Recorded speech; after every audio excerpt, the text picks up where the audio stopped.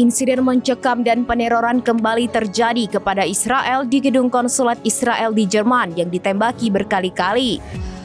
Diduga ada keterlibatan Iran dalam teror ini. Dikutip dari Ma'arif.com, peristiwa itu terjadi pada Kamis 5 September pagi.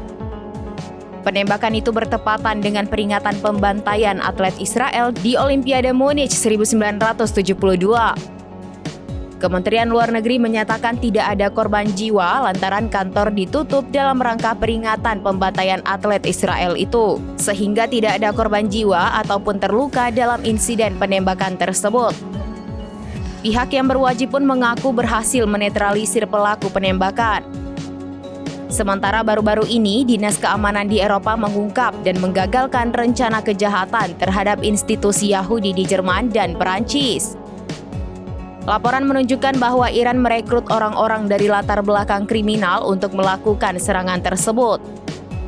Pejabat Iran disebut memerintahkan para pelaku untuk melakukan aksi kejahatan terhadap kedubes Israel di Jerman.